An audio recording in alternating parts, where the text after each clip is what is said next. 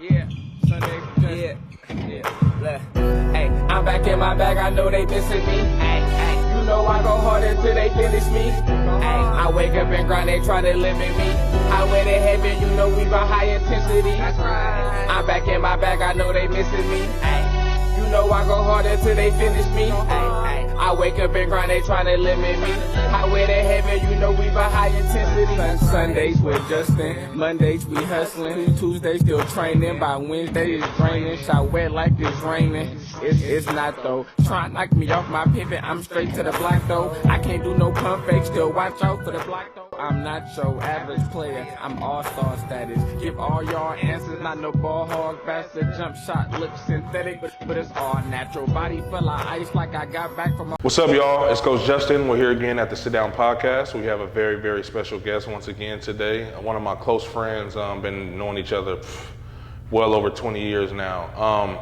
Kevin Greene, how's it going, brother? I'm doing well, man. I appreciate you having me, bro. Of course, man. Yeah. Thanks for coming down. Of course. You're somebody who I've been wanting to get on the show. Obviously, we talked about it a while ago. Yeah. You living where you live, we kind of had to make it work. Oh, of course, yeah. Appreciate that. So let's start off with, let's go back, tell us about you growing up and how you got into basketball, and then we'll just go from there. Well, yeah, man, I grew up here in Oakland, right off of High Street. Went to St. Lawrence O'Toole, right off High Street, man. That's not there anymore. Played basketball and everything, and from there went on to high school in San Francisco. At Sacred Heart Cathedral. So you did all your years at St. Lawrence O'Toole, all the way through 8th grade. Yeah, so I did. I got there in the 5th grade. Okay. And then all the way to 8th grade. Okay. Yeah. So you played there, and then so that was the first team you ever played for? Man, that was the first team I ever played for, bro. Wow. First time. I mean, I played basketball, back in the day at Eastlake and whatnot. Okay. But as far as just being like a school team, yeah, first time. That's what's up. St. Lawrence O'Toole Tigers. When did you go into AAU and stuff? When did you get into that? I went into AAU going into the 6th grade. I started playing with the Oakland Rebels. With me? Yeah, with you, exactly. Yes, man. Man, that's crazy. I remember that. I remember when we first got you. I remember seeing you play. Yeah. I think we came to watch you play with St. Lawrence. And then you came over to the team, and we were already pretty good, but you made us that much better. I appreciate it, bro. We were one of the top teams in California for sure. We were pretty much beating everybody out here. I mean, we were running the whole table. Yeah, it was me, you, Jared, Shaheed, Lil Mel. Yep, Lim. Reggie. Mike, I seen Reggie not too long ago. Okay, yeah. I seen Reggie now. I run into him every once in a while here in Oakland. And that was, who's our coach? Big Al Lim. Yep, and who Jeff. Coached everybody, and then Coach Cunningham, man, Big Jeff. That was a special group, man, especially seeing how all of us kind of panned out. I talked to pretty much all you guys still, so that's dope. I mean, it's a trip, man. We're all grown men with kids and jobs and pay taxes and everything, and it was like just a couple years ago, bro, we were just little dudes running around, not caring about anything, just on our way to Sacramento for a tournament. I know, Fresno, right? Right, that's a fact. So at what point, when you came to the Rebels, are you taking basketball serious at this point, or are you still just kind of playing it for fun? No, at that point, man, that's when I started taking it serious. I think being on the Rebels, I was actually able to realize how much taller I was than everybody and like how much I was like physically gifted. Right. So, seeing how serious y'all boys took it, I was like, all right, let me go ahead and step my game up and like really turn into a beast out here. And you picked it up like fast. Yeah. You know what I mean? Man, yeah. I mean, obviously your size that you had on your side, but as far as like, I feel like something about you, man, you were always so much more mature than your age. Yeah, appreciate You know what I mean? Like you just always carried yourself as like a young man. There's a few people that I can remember in my life, you being one of them. Yeah. PJ and TJ Taylor. Yep. I don't, people like you guys who were young men at a very young age. You know what I mean? And I commend you for that. First Thank of all. you, bro. I mean, that's just one of the things, coming where we come from, growing up in Oakland, you have to grow up fast, right? Sometimes you don't even have a choice. Right. And then secondly, it's just a big testament to my parents, man. Moms and pops taught me to look out for my 2 younger siblings. And, my pops having MS, like I was forced to grow up, as quickly as I did. I wanted to wait to touch on this, but since you mentioned it, let's talk about, let's take a pause on the story a little bit, and let's talk about Pops for a second.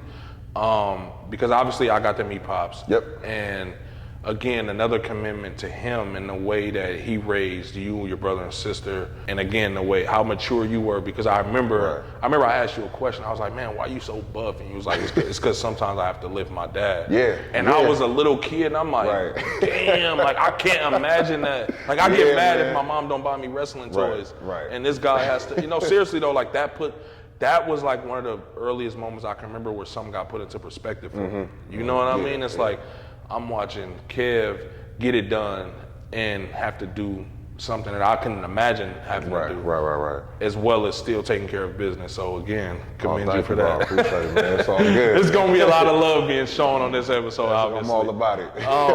So let's talk about what Pops meant to you, means to you still to this day, and just a little bit more about that, just to before we get into your story. Of course, man. So I was fortunate, to grow up with both my parents in the same household, and my pops at the age of, well, I'd say in the year maybe of 2000, he was diagnosed with multiple sclerosis. Okay. And so he pretty much the left side of his body was weaker than the right side.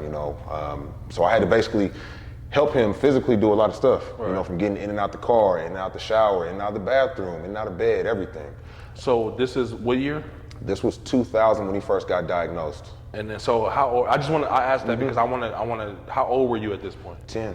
Wow. I was a 10-year-old kid, man. Yeah. And when I say diagnosed, meaning that's not like at the age of 10, he just started walking funny or was in a wheelchair. I mean, he had been doing it for a while. We actually drove from Oakland all the way down to Phoenix to the Mayo Clinic to see what was going on. Really? We thought growing up, Pops had an accident where he fell off some scaffolding. My dad was an architect and a contractor. Oh, wow. And he had an incident where he fell off some scaffolding from like 2 stories. So growing up, I thought that was just why he walked funny, why he couldn't do some of the things that other parents were able to do with their kids. So we go to Phoenix, the Mayo Clinic, and he gets diagnosed. So from there, it changed perspective to where I really had to mature and do what I could to help, himself, my 2 siblings, my mom, and it changed a lot for me. How did you take that? I want 2 answers. I want looking back. Yeah. And if you could remember at that time, how did you feel? Were you kind of overwhelmed at any point? At times, yes. And that's just from being an adolescent, just being a kid and not understanding just the severity, right? For a large chunk of my life, my dad was always disabled to an extent, right? I mean, there's pictures of him hooping with me when I was younger. Wow. Yeah, and there's pictures of him, growing up in Richmond, big afro and stuff, playing hoop with Richmond High with his boys. That's dope. But for a large chunk of time, it was me having to help him out. So it was tough, and at the same time, I also took advantage of it from the standpoint to where it was a special situation, a special bond that I had with him. That's fire. Seeing both my parents at the game, my dad in a wheelchair, sitting in the handicap section cheering me on, like, I love that. And even though he wasn't in the stands to clap, he couldn't come to the sideline and coach me up, the fact that he was there, like, meant a lot. And that's a true fighter. Yeah. You know what I mean? Because regardless of what he's feeling or going through, he knows he has to be there for you. Exactly, man. And for us, because like I said, he was as hands-on as any. From my eyes, like he was just as him and your mom. Yeah. Just as hands-on as anybody else. They you were, know what bro. I mean? They And were. again, that's why it's like, it's one of those things to where when I look back on it, it's just like, damn, like there should be no excuse to not be able to get nothing done. No, you know what I mean? No. So it's a big testament to them, and I did everything, with him in mind, my parents in mind. That's dope. Yeah. One more question about that before we kind of move on. Were you already, and you kind of touched on it already, were you already like mature and did you already have this demeanor to you? Yeah. Or did that kind of force you into? I've always been like that. I could tell. Yeah. My parents, exactly. Like in college, people call me Uncle Kev, KG the OG. Like that stems from a long time ago, That's bro. hilarious. Both my parents being, older, OGs and whatnot, growing up listening to their music and stuff. That's dope. And then having 2 younger siblings, like I've always, been mature. That's been something people been telling me forever. I remember, man, when I was in preschool, bro, my hand was as big as my teacher, and she would always like bring me up to other parents and other teachers. She's like, school. look at this. Yeah, bro. And this was Sequoia Community Church, right up on top of Keller. I know what that is. And she used to show it all the time. Look how big Kevin's hands are. That's crazy. Yeah. To go back to basketball a little bit, and I'm sure we'll touch on Pops more throughout. How tall were you? Do you remember when you came to the Rebels in the 6th grade? Sixth grade. Bro, I was, it's funny, man, because I started playing with you guys in the 5th grade, but I got a picture of myself with my school team in the 6th grade. I've legit been, I'm 6'4" now, I've been about 6'3" since then, right? Yeah, 6'3", 6'4" since then. I swear I wanted to say that, but I didn't know, because at that, it always felt like you were that big. But I never could really like, man, I feel like Kev been the same height since we was little kids. That's what everybody tells me, That's man. crazy. Legit been this height since. That's crazy. So, man, 6'3", 6'4". I mean, like going to tournaments and people having to check my, my birth certificate thinking and whatnot. You're a coach and stuff. Yeah, I all remember that those stuff. days. Thinking I'm a coach or somebody's uncle or whatever. Right. So obviously, I'm just a quick memory for me, and when we played for the Rebels together, our team, obviously, like we said, we were stacked. I remember going to nationals, traveling, and all that, man. That just looking back, man, that's when basketball and life was just so easy, bro. You know what I mean? Care in the world, going to Virginia Beach, you know what I'm saying? Going up to Reno to go hoop, on the regular, to go hoop. Like, we did all that. Vegas, everything. And at the same time, as competitive as it was, I don't think. Like we did, and we didn't understand the severity of how competitive it was. Like we're just hooping, playing, but playing on the Oakland Rebels, it's like, nah, bro, we're not up here for games. Yeah, we're here it's to a actually real handle deal. business. Yeah, that's a fact, man. Yeah. And I talk about it all the time. It's like when we would play local tournaments, like these gyms used to be damn near sold out. Sold out. You know what I mean? And we were like little kids, and the parents would be into it like this. Yeah. And it was dope about that, looking back, and now is we're all still like a brotherhood. Exactly. Whether we played on the same team or against each other, it's like we're all like our own fraternity in a way. Yeah. You know what I mean? Like the whole Bay Area basketball.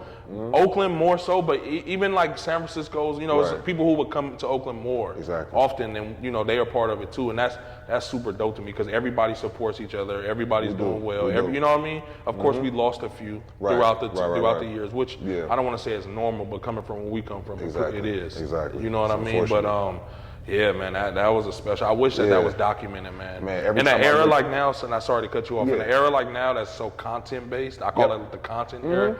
If we had cameras like documentaries and stuff, Netflix specials back then, we would have had a movie. We would be famous. We would be famous. Exactly. Like every time I go back and I look at the picture of us in Virginia Beach, man, I'm like, man, that's Lim. Like that's Mel, that's Shy, that's Justin. There goes Javon in the corner. Yeah, I talked to Javon not too long ago, bro. Yeah. So after playing with us with the Rebels that next year, who'd you play with? Soldiers. Oakland Soldiers. Yeah. Y'all was stacked. 6th grade. Yeah, man. That hurt our heart. That hurt my heart, man. I know, man. It was a situation, and I'll never forget it. Like, Coach Lim and Coach Jeff, they were like, man, you really want to leave us? And Greg Davis, shout out to Coach Greg. That's my guy, man. I got a lot of love for those dudes. He and Mark Olivier, man, they had my parents and myself come all the way out to the old Soldiers office over in Pinole, right off El Sobrante.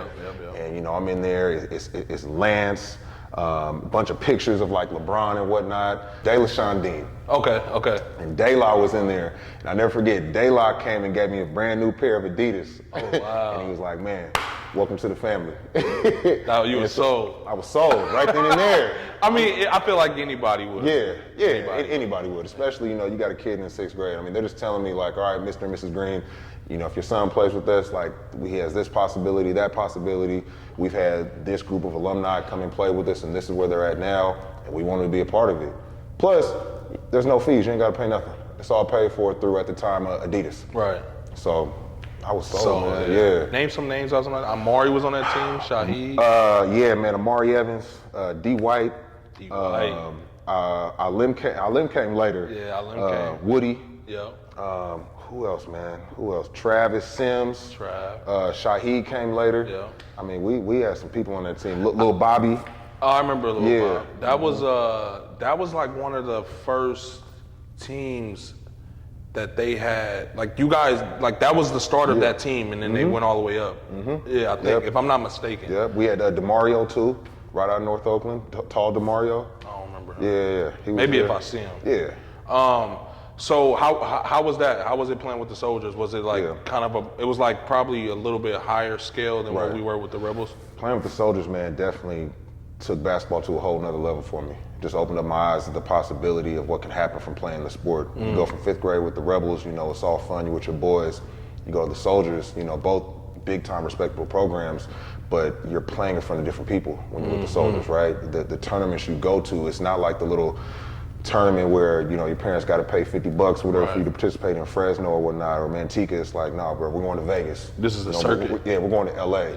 And like, I went from being a big fish in a small pond to a little fish in a huge pond, bro. I mean, I'm seeing 6th graders the same height as me that I thought I looked like a grown man. I'm looking at dudes that look huge. And it's like, you want me to, like, okay, like this is what we're going up against today. Right. So it really opened my eyes to what I could do with basketball. And just how was that that kind of step up in the level of play? Was that how was it adapting to that? It was a huge change, just from you see guys dunking in the 6th grade, and you're like, wow, like this is serious. So the step up from a competitive level was like night and day. As far as the camaraderie with the teammates and whatnot, it was the same thing as the Rebels, right? You know, we're making fun of each other on the bus. You know, we're having to sleep head to toe in hotels and stuff like that. So that aspect was extremely fun, playing with guys. I still talk to everybody on that team. That's dope. So the Soldiers, I mean, you know, shout out to the Soldiers. I mean, I feel like if I didn't play for the Soldiers, you know, I probably wouldn't be in the position I'm in now as far as the other sports following. That's super dope. Yeah. That's super dope. Then you kind of stayed with the Soldiers throughout. I did. So 8th grade. Now, when you're going back to play for your school team, are you just dominating at this point? Dominating. I mean, it was to the point to where they're inbounding the ball. The center on the opposite team is like 5'8", and I'm just standing there with my hand up. Like, come on, give it to Kev. Kev's got it. That's I mean, hilarious. like my jersey was so, like, I was the only person on the team wearing like a 2XL jersey or XL jersey. They couldn't find, they didn't have shorts for me. I had to go out to Walmart and find some yellow and blue shorts. That's crazy. Like, it was a trip, bro. How did you find the Rebels? How did that even happen? I don't know. I mean, I've known Alim since I was 5 years old. I think that's how it was. It had to be Alim. I think Alim. Yeah. Yeah, I think, because I remember we all came to watch you play together. As a team, right? And that's before you came over. It had to be because I played against Alim and C-Head. They were at St. Pascal's. Yep. And then went on to St. Leo's. St. Leo's, because St. Pascal's closed. Yep. I remember that. Yeah. I used to spend so much time at Alim's house, man. Yeah, we all did. I know, right? I say that so much about them on this show, man. Like in the Chevy Tahoe. Yeah, exactly, right? Packed up. Packed in there. So going back to. Obviously, I know you dominated, and that's one thing about you early on. Because when we first seen you, it was like, "Oh, damn, he's big. He needs some work." Yeah, but you got better every year, and it was like night and day. Like from when you first came to the Rebels to watch you with the Soldiers, and then playing against you with the Soldiers, I'm like, "Fuck, this dude is huge. His footwork is better. He got moves. He was always super athletic, but now it's like you're more coordinated with it, and it was just that shit was crazy." I give all thanks to Lou Ritchie. Lou Ritchie, man, was my 6th grade teacher at St. Lawrence O'Toole. Oh wow, I never knew that. And he's my 6th grade teacher, and he is the reason why I ended up going to the Soldiers. Okay. Yeah, he got wind of Mark and Greg and said, "Look, I got this kid in my class that I think you guys need to talk to." Lou. God damn you, Lou. Exactly right. Exactly right. So Lou was also the assistant coach at Bishop O'Dowd. Right. So man, he used to, you know, this is back when he had the Honda station wagon, bro. He used to take me from school, you know, take me to O'Dowd. I'm watching like Jesse Bird, Johnny Bryant play. I remember them names, I'm just a kid. And he used to also train me on Sundays and Saturdays up at Bishop O'Dowd when the gym was unlocked. You know, so I'm in there training next to Johnny Bryant, Alexis Musante, you know, just all kind of just hoopers that I looked up to at O'Dowd. I'm doing the same stuff they're doing, getting more coordinated, growing into my body. You know, he's teaching me how to jump, slap backboard, grab the net, all that type of stuff. That's dope, Yeah, man. So, you know, big shout out to Lou, man, for teaching me on and off the court. Let's go into high school a little bit. How the hell did you end up at Sacred Heart? Oh, man, Sacred Heart. Originally, you know, I wanted to go to San Leandro. Really? I never knew that. Yeah, that's what we were supposed to happen. It was supposed to be myself, Jared, Shaheed, all of us. Travis.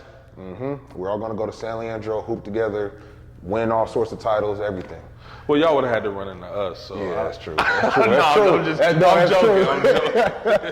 I'm joking. I mean, you would have made a huge difference in San Leandro. And no, I actually, you know, used to go watch those guys play. you know, go watch Chris and Matt, you know, and John, all those all those Jeremy Franklin. Yeah, you know what I'm saying? So it was supposed to be San Leandro at first. Jerry Brown, he and I played on the Soldiers together My God. in the 8th grade. So JB. we're at a tournament, and Jerry's uncle, Frankie Davis, he comes to my dad. He's like, hey, where's Kevin going to high school next year? And so mom's is like, oh, we're thinking San Leandro, maybe O'Dowd or St. Mary's. I thought you were gonna go to St. Mary's. Yeah, with Coach Nodar. So Frankie is like, nah, like, I want you guys to check out Sacred Heart because that's where Jerry's going, all the way in San Francisco. So me hearing that in the 8th grade, I'm like, look, I don't want to go all the way to San Francisco. Like, I've only been there maybe 2 times my whole life growing up in Oakland. So end up talking to my parents, convinced them. Next thing I know, I take a trip to Sacred Heart to go, you know, look at the campus and whatnot. Fell in love with it out the gate, and the rest was history, man. What was it about it that made you? It was just different. It was just different because I've been to all the high schools in the East Bay, but I've never seen a school like Sacred Heart. Like the basketball gym was huge, and I'm seeing all these signs from all these. They have 2 basketball gyms. They got the new one and the old one. There's all these like, you know, pictures of people who have played there that have just killed in the game in all sports, banners, everything. And it was a situation, man, where they just made us feel really comfortable. That's dope. So my parents were with it, and next thing I know, man, Jerry came up to me. We were in Florida at the Nationals, and he's like, Kev, I know where you're going to high school. I was like, where? He's like, you're going to Sacred Heart with me. I was like, oh, really? So did you not decide? Your parents decided for you? Oh, man, I ain't going to decide. My parents going to decide where I'm going to high school. I had no say in that matter. So at first, I'm not going to lie, like, I was pissed. I was like, okay, well, it was a cool trip, but like, San Francisco, like, you know, I got to get up at 5 o'clock. I got to catch BART. All my boys are going to San Leandro. So you were BARTing it every day? Every single day. Every single day. I'd get on from the Fruitvale station, or if I was lucky, Mom's was in a good mood, she'd drop me off at West Oakland. So it's a less of a trip. So I would do that, man, until maybe like my junior, senior year. I got my license and I was able to start driving. That's dope, man. I know about that BARTing into school. Obviously, me going to Amador my first 3 years, man. That was something. It ain't easy. It ain't, man, because it's like your day starts earlier and ends later than everybody else's. I mean, regardless. Exactly. You know what I mean? Late. It's dark outside. I got homework I got to do. Right. Freshman year going into Sacred Heart. Yep. How was that? How was it transitioning to high school? Was they playing for the Soldiers kind of get you prepared for that? Oh my gosh, yeah. Just from a competitive level and just dope. Being up playing against guys that are bigger than me, older than me. When I got to Sacred Heart, man, I was ready. You know, I went from being a guy because the coaches didn't know nothing. They didn't know a thing about me. So wait, hold on. Yeah. Hold on. So you're telling me you just walked into. Exactly. I mean, how lucky are they? They heard some stuff, you know, but they, as far as watching me play, didn't happen. John Perez was the head coach at the time, man. He's been there since, you know, the 80s. Never seen me play. When I first got there, you know, Jerry was already established. Jerry was going to be a starter. So I had to, you know, show him. And Jerry's from San Francisco. Jerry's from the city. Yep, JB's from San Francisco. So I'll never forget it, man. I was, originally I was behind Brandon Slade. He was going to be the starting power forward center. And, you know, I mean, that was just one of the older guys on the team. The first practice we had with Sacred Heart was at City College in San Francisco. And I was just doing some drills, dunk the ball, snatching rebounds like nobody's business. And next thing I know, Coach Perez was like, all right, Kev, you're going to be our starter. What? After one practice? Actually, no, I take that back, man. I take that back. He saw what I can do then. He was like, all right, we got something. We had a showcase, the WCAL, our league, where it would be these 8 to 10 minute scrimmages with all the high schools that are in that league. And we go out there and just play each other just to, you know, show our skills, hype up the season. I went out there and I dominated. I mean, I'm fresh out of 8th grade. I'm throwing seniors on the ground, grabbing rebounds, jumping over them, everything. Like, I was out there trying to. I can picture it. I knew you at that time. I was out there trying to make my name known in San Francisco. So from there, that's when Coach P was like, that's my guy. So obviously you ended up starting freshman year. How'd you guys do that year? Do you remember? Went to state championship. As a freshman? Year, as a freshman year. Oh, wow. Yeah. State championship. We lost. So you and Jerry both started? Me and Jerry, yeah. Jerry and I both started as freshmen. And y'all went to state? Went to state. Damn. Went to state. I finished my freshman year all city, second team. I was the only freshman on that whole cast of juniors and seniors. went all the way to state, lost to Horizon out of San Diego in the state championship. Do you remember, did they have somebody that's a big name that I remember? They had a cat, Jeff something, that played at Kansas. He was like a 7-foot center. Kansas. Yeah. Shit. But we got fortunate, bro, because Horizon beat the school out of Fresno who had the Lopez twins, Robin and Brooke Lopez. Oh, so wow. One of those, was that at a Clovis school? Yeah, Clovis West or something like that. Okay, yeah. okay. Because there's a bunch of Clovis schools in Right. Fresno. So we win the NorCal final, and we hear after the game that, like, yeah, you got Clovis West, they lost. So we're like, what? We ain't got to play against the Lopez twins? Oh, we got it. What division were you guys? We were Division 4. 4. Yeah, Okay. Yeah, Division 4 at the time. Okay. Yeah. What upperclassmen were on your team again? Man, we really didn't have too many. Jarrell Wilson, who was he played at San Jose State. Okay. Man, tough dude, straight out of Fillmore. Oh, that's like what's up. he was the team captain. I mean, he would like snatch guys up if they weren't doing what they were supposed to. Right? You need that. You need that. I mean, like it was like nobody messes with Jarrell. And he was cool as hell. He used to give me rides home after practice and everything. I feel like to be the team enforcer, you have to have a balance. Yeah, you got to be yeah. cool when you're not getting in people's ass. You got know you, what man. I mean? And like, the way he gave me the game and gave JB the game, like this is like, guys, look, we go to Sacred Heart for a reason. There's a lot of pride that goes with playing here. So take that and use it for your next 3 years in high school. And so Jerry and I, we treated every other younger kid that came in the exact same way. That's so dope that you said that, because I was going to touch on that once I heard what you said. Yep. It takes a special kind of freshman to receive that message, Right. apply that message, Yeah. and then redirect that message out to other youngins. Exactly. You know what I mean? Like that. So Exactly. that says a lot about you and JB. Right. You know what I Appreciate it, mean? And I got a lot of love for Jerry Brown, man. Yeah, oh yeah. Yeah, I've been growing up with that dude forever brother, too, man. Yeah, that's my Yeah. guy. I love Jerry. But no, just taking what he told me is the same thing that, older dudes did to me before I got to Sacred Heart. I mean, I used to like bug Leon Poe, Quentin Thomas, Devon Harden, T-Time. Like I used to bug those dudes all the time. Used to try and play, get on the court with them, pick their brain, hang out with them, and they used to give me knowledge, drop gems, and everything. So I've always been somebody that can receive knowledge and try to spit it out to, the younger generation, I guess you could say. That's dope. I mean, same here. It's kind of what I like to do. I used to be super closed off and like stuck in my own head. Right. But now it's like, I used to keep a lot of shit to myself just for the fear of people thinking I was preachy or, thinking I know everything. But now it's like, I don't care. I just live my truth. You know what I mean? If I feel something, I'm going to say it. If you either you agree with it or you don't. You know what I mean? And I don't, no hard feelings on my end. No, none at all. You know none at what I all, mean? man. You obviously guys lost in the state. So how was sophomore year coming in? Sophomore year. You played with the Soldiers again that summer, right? Yeah. How was that? Love. Were you guys good? So I can't really remember too much from that sophomore year team. No, this is freshman. Oh, yeah, so okay. So freshman going to sophomore. Yeah. As far as the Soldiers, I mean, we dominated Soldiers every year we were there. Yeah. As far as high school is concerned, that was probably the worst year I've ever had. I mean, we lost damn near half the season. Really? Yeah, and it was from the standpoint to where we didn't have too much senior leadership, right? Jerry and I could lead as much as we could, but at the same time, we're just sophomores talking to guys who have been waiting their turn, right, to take the ranks. So because of that, there was a lot of frustration on the team, pretty selfish, and we ended up, our season was over before, it even started, yeah. That's sad. And I mean, just a learning lesson, right? Yeah, it's a part of it, I guess. Exactly. So going from sophomore year to junior year was like— Wait, before you go into that, did that bother you at all? Is when it comes to, okay, I just went to state as a freshman.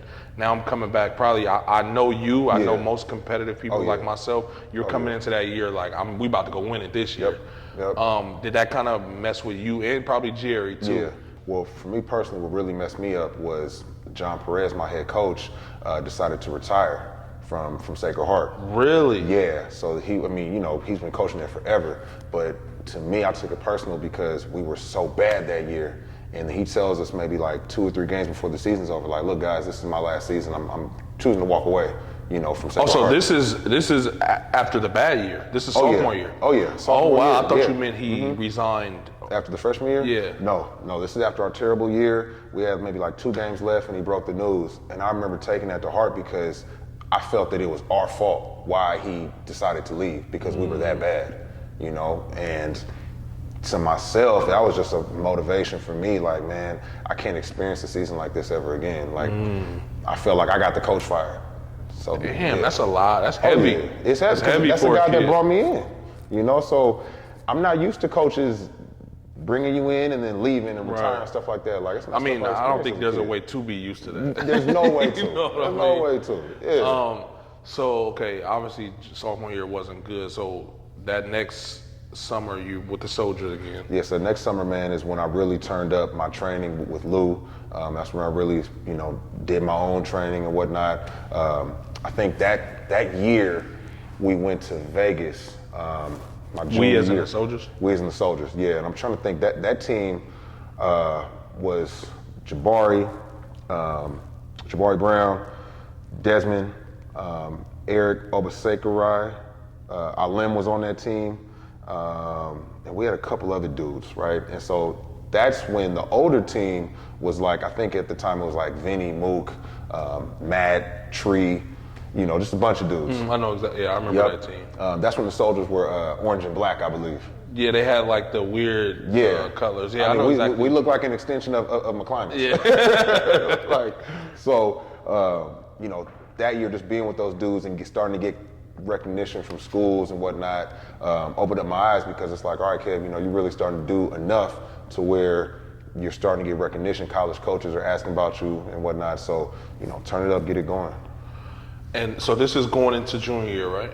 This is going into my junior year. Okay, so this is when you make this crazy ass decision, right? In my head, it's a crazy ass decision. Yeah, man. Yeah. So this is like one of the most unique things I've ever. Let's talk. You already know where I'm going, right? Yes. Okay, Yes, so yes, let's talk yes. about this. How the hell did this come about?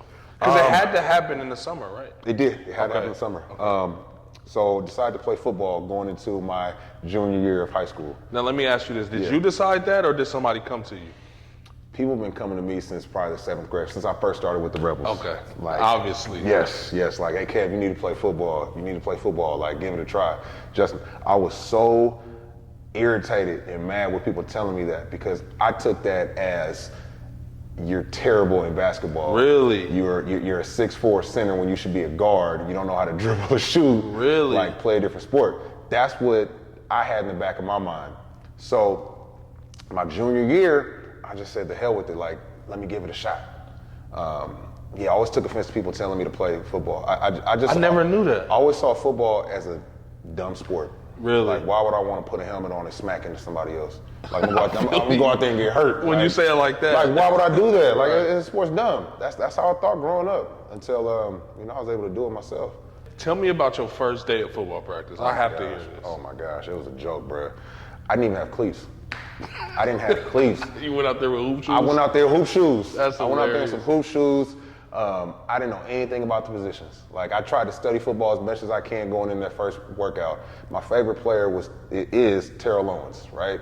So I wanted to play wide receiver, because that's what T.O. plays. I wanted to wear 81 because that's his number. Right. So, and did you end up wearing 81? Yeah, 81. Yeah, wear 81. So I go out there trying to run routes. I'm slipping all over the turf.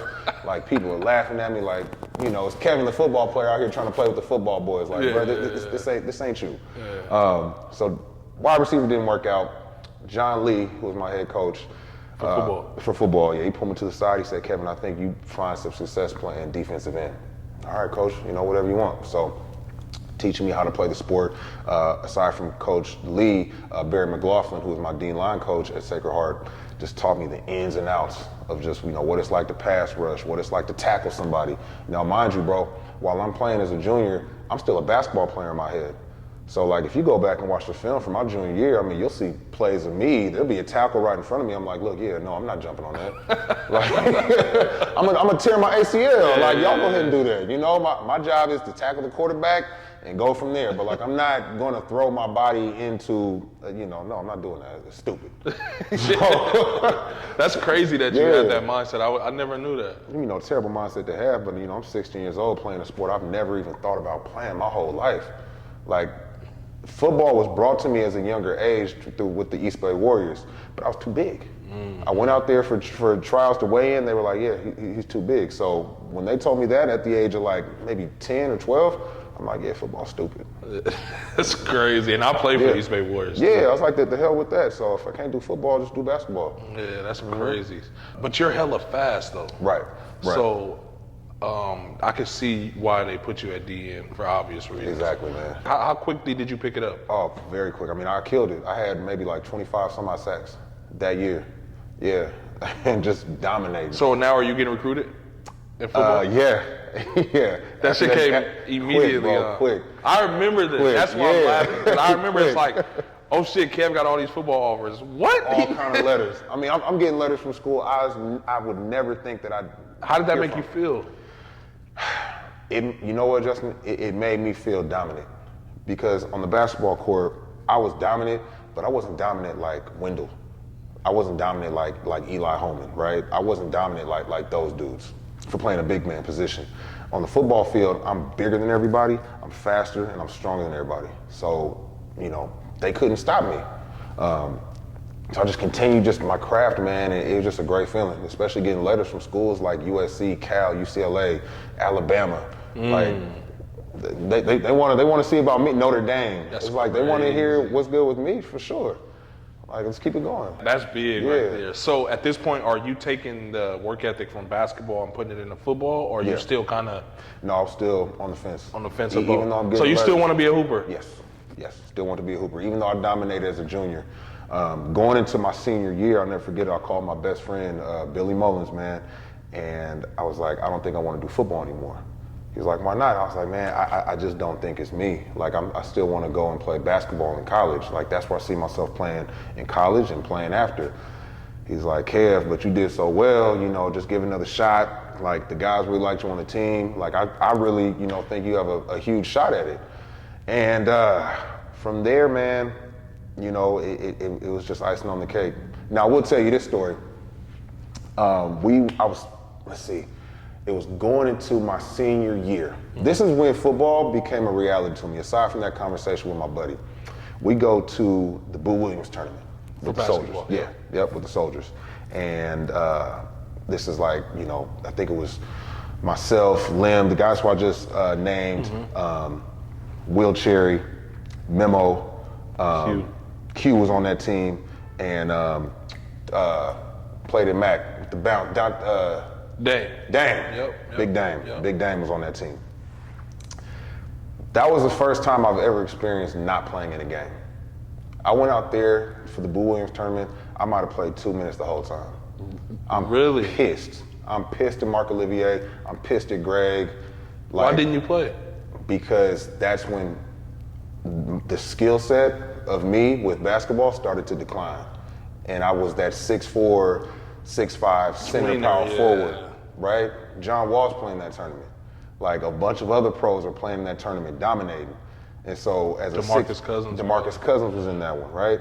And so you have me, it's not like I was the bounciest dude. I was bigger and stronger and faster, but I'm posting up, getting my shot thrown to the rafters. Right. So that's when Mark pulled me to the side before we had dinner one night, and he told me, he said, Kev, I explained my frustration. I said, why am I not playing? Like, this is bullshit. Like, I'm here for a reason. I've been nothing but loyal. You guys flew me all the way out here to Virginia.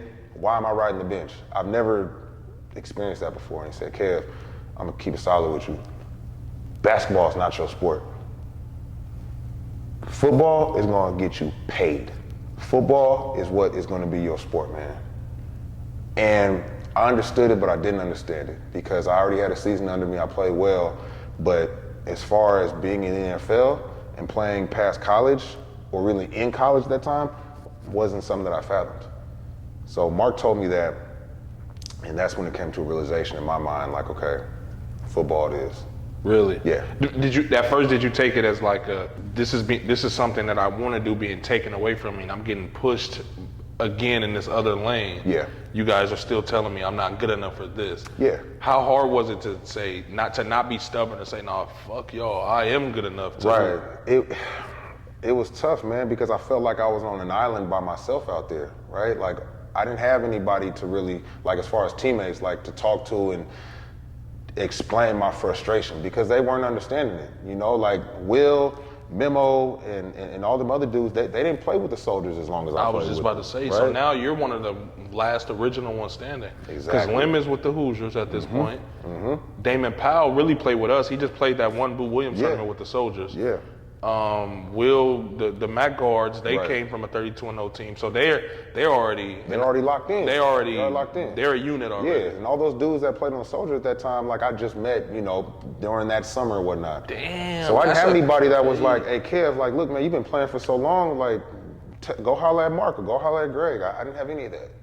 So I'm out there in Virginia, by myself mentally. Right. Like, shit, Mark's not messing with me anymore.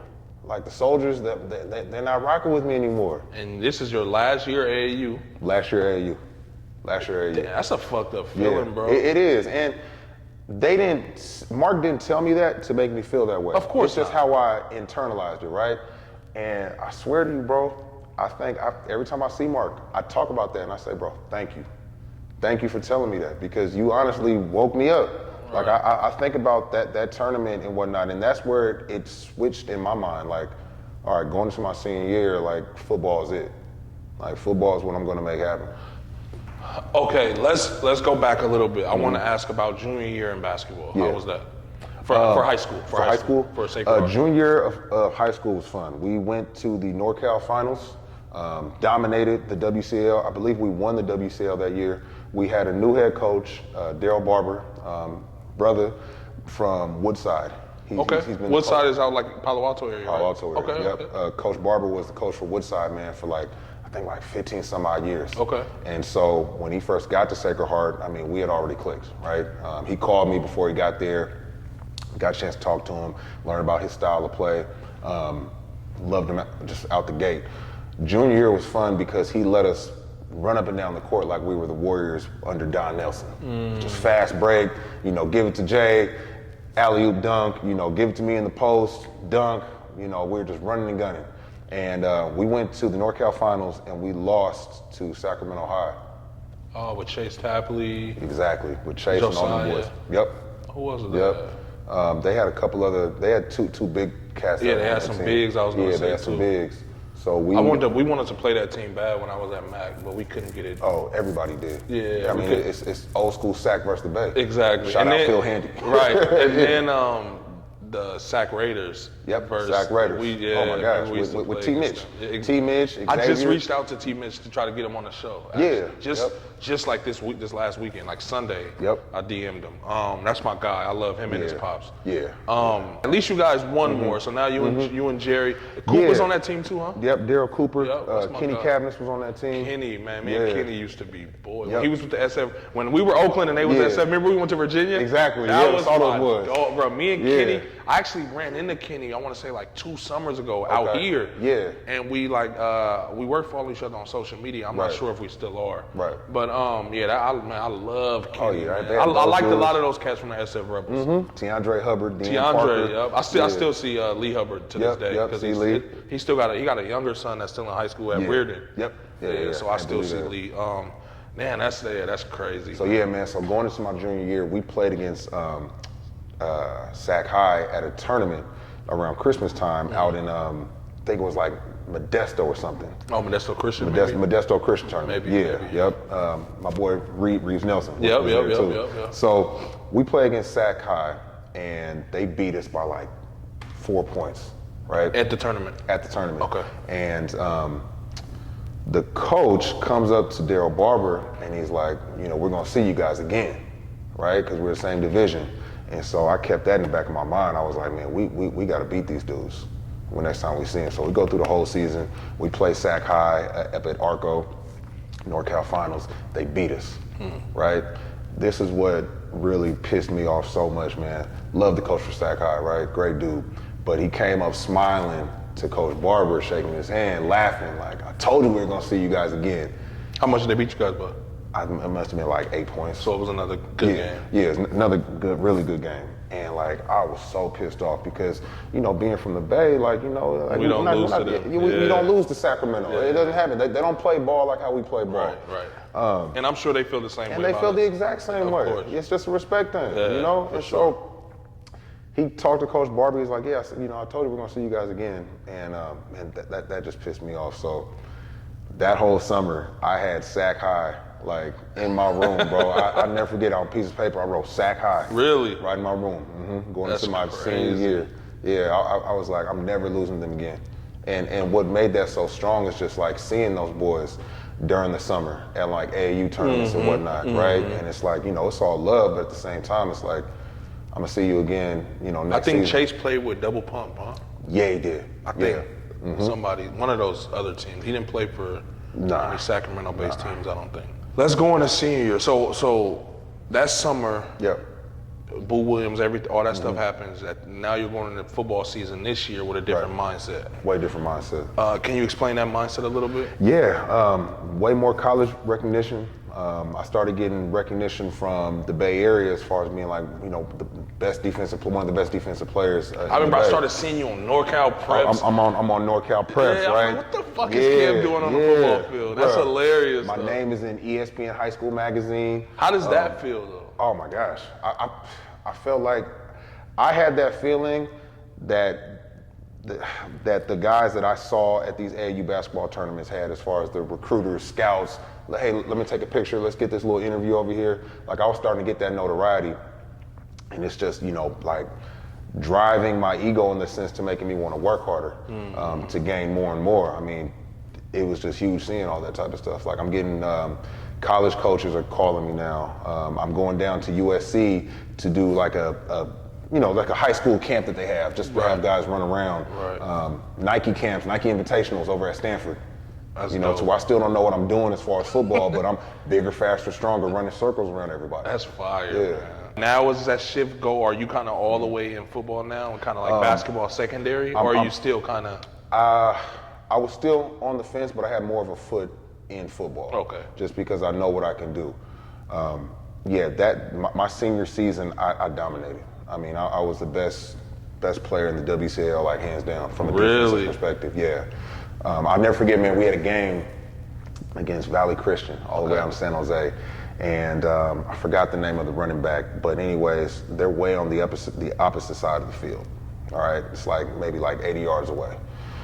He breaks. He runs like a power trap. All right, runs straight through the middle. I'm defensive and I already rush around, not knowing how to play the run, and I see him like sprinting, dead sprint to score a touchdown. Remember that play the other week with DK Metcalf against the Cardinals? That was me. Really? You caught him? Sprinted, caught his ass right on the 5-yard line, bro. Like, he thought he was in there, and so that play really like sparked a flame, one for myself internally, but also for my teammates, because Valley Christian was so good. Sacred Heart, we weren't that good. We knew what we had to do, but just odds weren't against our favors because we weren't known for football. Right. We were tough as shit. Right. So chased them down, sparked a huge flame. The coaches were going crazy. After that, we end up beating them. It was Halloween night. Coach Lee comes up to me and said, "Kevin, guess where that film is going tonight?" I'm like, "Where?" He's like, "It's going straight to USC." Really? He's like, "I'm sending it straight to USC."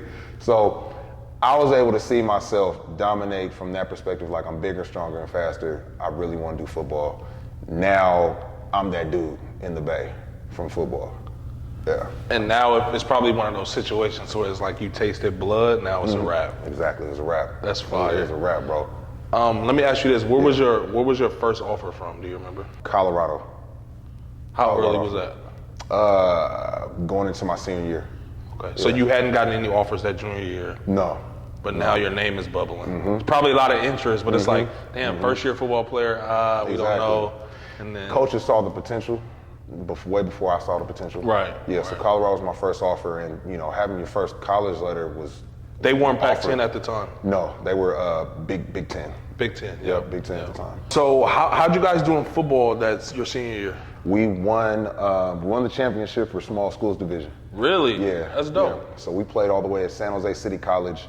Damn, I forgot who we played against, but we ended up winning the championship, bro. Oh, that's dope. Now, mind you, Sacred Heart, for basketball, we were always in the WCAL, but in football, we weren't. And that's just because, it's really not known for football. So it was like an independent. So we had to put together our season every single year. My senior year was the first time we were back in conference. So we're playing against the Valley Christians, the Archbishop Middies, the St. Francis, like Reardon. We always played against Reardon and St. Ignatius, but some of the other schools down the peninsula. And that's big time football down there, down in San Jose. Right. So, you know, here we are going against these boys, beating them and hanging with them. It's like, all right, put you guys on the map. Put us on the map. You know, plus we had a hell of a running back, the Sartre Yarnway, who was run through a brick wall. And did he end up going somewhere? He went to Cal. Oh wow, I never knew that. Yeah, he wanted to play running back at Cal. That's what's up. So how was that hoop season? Best season ever. Really? State champs. You guys won it? Won state championship. We won the WCAL conference. I think we lost maybe like 2 games, and I'd be remiss if I didn't mention it because I know they're gonna watch. We lost to San Leandro. It was a bunch of San Francisco schools, and then San Leandro found a way to get in, you know, and playing against all the homies, right? Like there's Shy, there's Jared, there's Trav, all those dudes. So play against San Leandro, they beat us, everybody's hooting and hollering. Now mind you, they beat us because that was my first game back from football. That's how they won, all right? I wanted to ask you that. Yeah. How was it going from football to basketball? Were you like super rusty? I remember going through that. Like, I think around the time you came to the Rebels, my first time back, I had played football for the first year. Yeah. And I couldn't shoot, I couldn't make a layup. Couldn't do any of that, bro. I was so out of shape, like out of basketball shape, right? Lifting all these weights. I mean, my jump shot was terrible to begin with, all right? So I go from like hitting the rim to going right over the backboard.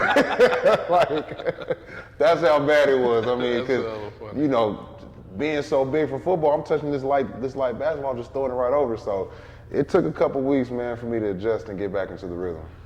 Did San Leandro beat you guys bad, or was it close? Oh, they killed us. Really? Oh, they killed us. Yeah. Really? Yeah. It was what it was. Damn. I mean, they had some ballers. They had some ballers. We played them first game of the season that year at Berkeley High. Yep. And we got them. It was a good game though. Jared went off. He had like 20. Yeah. I ended up getting hurt. It was a good game though. That we fucking sold Berkeley High out. Like that game is still talked about to this day. I remember. They had to turn away like 400 people at the door. They said it was so many people. It's not like that no more. No, it's not. That shit was jumping. I remember running out the locker room like, bro, what the fuck? Yeah. The whole gym just packed with people. Yep.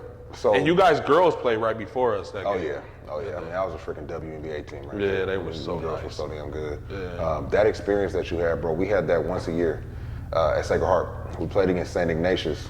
That was rivalry? Big rivalry. Yeah. Big rivalry. We play at USF every single year, wall-to-wall packed. Really? That's dope. Wall-to-wall packed. So like, playing in front of a big crowd, bro, was something that just I fed off of. And as a freshman, we played against them, man, and I dominated. Like, that was another thing that kind of put my name on the map as far as San Francisco sports. Just being a freshman, dominating all these seniors.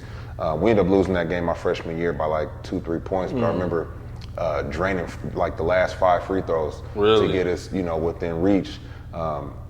But, you know, just playing in front of big games, you know, large crowd, man, I love that stuff. I miss it. It's not like that. Tell me about it. I mean, it's like St. Mary's and Salesians, the rock game. Yeah. I always had to be at a different location. Yep. So how did you guys end up doing? You won the state that year. We won state. Yeah, we won state my senior year. Beat Seaside or something? Seaside. Yep, Seaside. Okay, so then you committed before season. Yes. So you committed during football season or to SC? Yeah. What made you pick SC? At the time, man, it was they were coming off of 07, beating Illinois in the Rose Bowl. Year after that, beating Penn State in 08 in the Rose Bowl.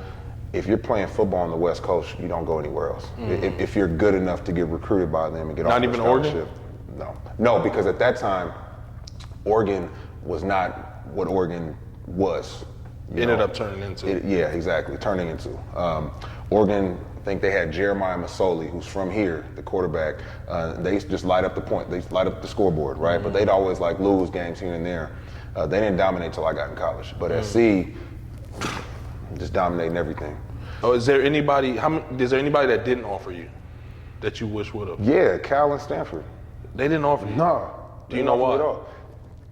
Were they recruiting you? They were recruiting me, but Just never pulled the trigger. Just never pulled the trigger. Damn. Yeah, I was pissed about that. I really? mean, not that I would have went there anyways, but like. Just to say that. Yeah, I mean, the rest of the Pac-10 at the time was giving me offers, and Cal and Stanford were like, nah. I wonder why. Yeah, I was like, I'm gonna go here anyways. And I have this Cal is just weird, man. Yeah. For me, it's like I have a weird feeling towards Cal just because I don't feel like they recruit home enough. And I know there's been a bunch of different coaches, right. But I just feel like there's so many talented people here that don't end up at Cal. Now, don't get me wrong. After us, I feel like with Brittany Boyd and obviously Asia Thomas. Who else went to Cal that I know? Michaela Lyles. She went to Amador with me. Ended up finishing up at O'Dowd. And then Paris, obviously, Austin ended up going there. Ivan Rabb ended up going there. So they start Jabari Bird. Jabari Bird, So they started to get somebody. Before that, it was Allende went there, obviously. Exactly. And Leon. And Leon. Yeah. Fuck, I forget Leon. Allende and Leon. But other than that, I don't know. I just had this weird feeling towards Cal. They for basketball, man. I used to love Cal basketball back in the day. I mean, Same. I had posters of Leon, Devon, Theo. Yeah, Theo. All those dudes. Went to De La, right? Yep. Pat Christopher, Jamal Boykin, Randall. Jerome Randall. I remember him. All them dudes, I used to follow all them dudes too. Yeah. That's crazy, but whatever. But when it comes to football, with recruiting, Cal always goes to LA. Like that's their big market. They'll always pull some guys from Southern California. See, that makes me even more mad that you say that. Tough. Just because it's like, no, the LA and the Bay. Yeah, it was what it was, man. I mean, but what are you gonna do, right? Yeah. We focus on what we can control. Exactly. So SC was definitely where I wanted to be. At the time, I just remember back in the day, it was Darius Ward, Duke, and Josh Tatum, and one other cat. Josh went to SC, Duke went to Oregon. And Duke from Mac? Mm-hmm. Oh, wow, Big Duke, that's my guy. Big Darius. And it was just something to where I saw USC back in the day when Tatum went, and I was like, I think I like that school. I think if I ever, want to play football, like that's someplace where I can think about going to. Yeah. So you kind of had that already. Oh, it was a no-brainer. And plus, with them winning, you got Coach Carroll sending you handwritten letters. Yeah, it's a no-brainer. That's fire. Yeah, Pat Rule, who recruited me, I'll never forget, he came to my house and he said, Kevin, you can either rain hell on us, rain hell on the whole country with us, or you can get stepped on by us. He was like, the choice is yours. This is after a home visit. He pulls me to the side and tells me that without my parents, hearing. That's a hell of a recruiting pitch. Hell of a recruiting pitch. And I was like, yeah, let's see. So did you go on a visit there? I did, yeah. I took a trip there. I took a trip to Colorado. How was that? Colorado was love, man. Yeah, it was cold as hell. I've been in that area. Yeah, they played against Oklahoma State.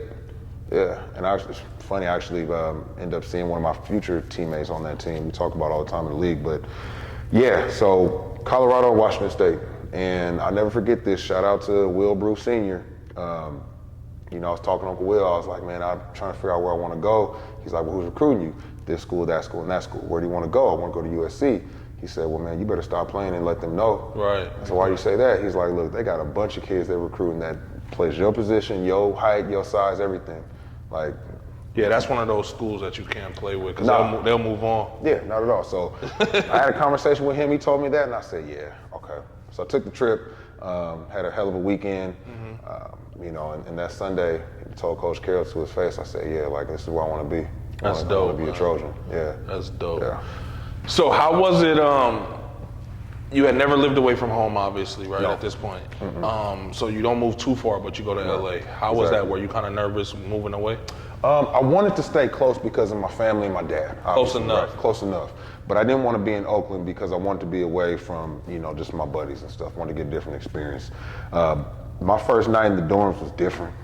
Meaning? Like just sleeping in another room that's not mine, that is going to be mine for the next year. It's like, damn, like where my parents at? Like USC is right in the middle of South Central. I'm hearing gunshots, sirens and stuff like that.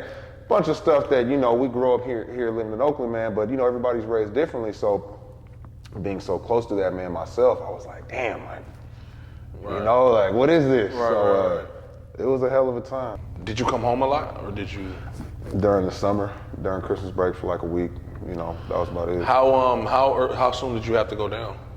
Probably right after graduation? Right after graduation, I had about 2-3 weeks of summertime to soak it all in, and then bam, right down there for summer school and summer workouts. How much different is the collegiate football than high school? It's a job. It's completely a 9 to 5, different. yeah, completely different. I mean, USC, as soon as I signed and committed, USC was sending me, notebooks of like, hey, this is the defensive breakdown. I had binders about the size of a dictionary. Like, this is what you're going to do. You had to learn all of that shit? They expected me to learn all that before I get down there, so I'm already ready to go. And in high school, I don't see the playbook until, day one of training camp. Right. They're already sending me all this stuff to where when I got down to SC, I had a backpack full of just notes and papers and all that type of stuff. Yeah. Were you able to pick it up? No, because I was so new at the game. Do people usually pick it up? If you've been playing football your whole life, in high school, man, all I thought to do was just get off the line, rush the quarterback, go get the ball. I didn't really understand how to play the run and whatnot. The game of football as a whole, I was still learning how to play it. I knew I was athletic enough to dominate at it, but just the intricacies of it, I really didn't understand too much. Did that affect your experience coming in as a freshman? Oh, hell yeah, it did. I mean, I'll be honest with you, man. Like, dudes on the team and coaches thought I was soft because I didn't know how to tackle the right way. I didn't know how to throw my body into another player to do all that. Like, it was different. It took me a long time to understand how to play football and understand how to, play it at SC. Like, my whole USC experience, bro, I was sitting on the bench. Really? Oh my gosh, yeah.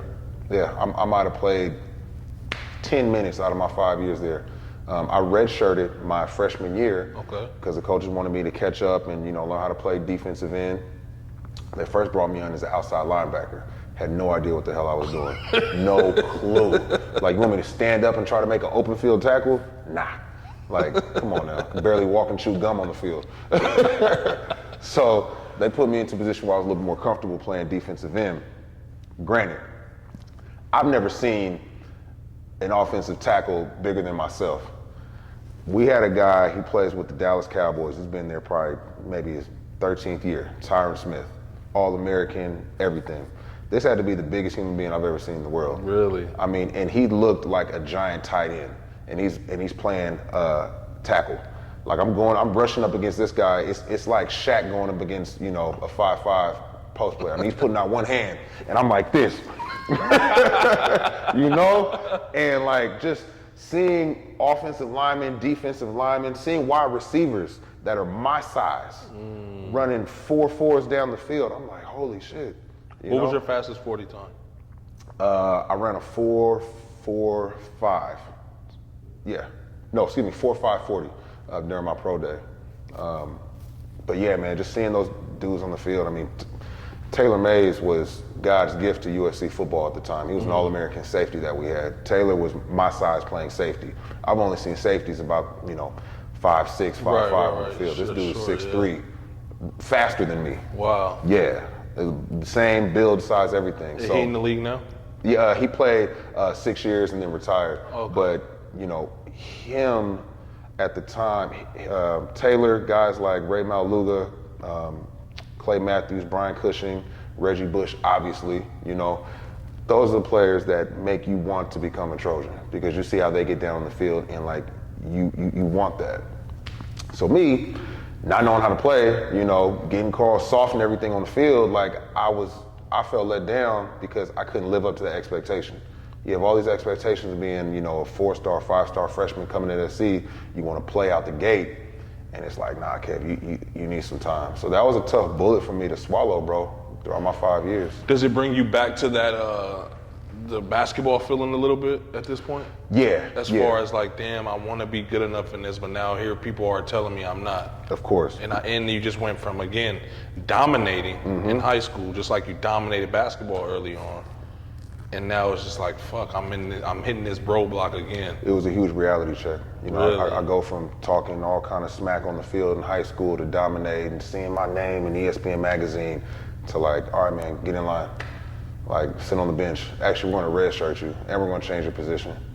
Like, put on this practice squad, this is practice jersey, and you're going to just do practice reps your whole freshman year. Damn, did you ever want to leave, quit, and stuff like that? I wanted to leave.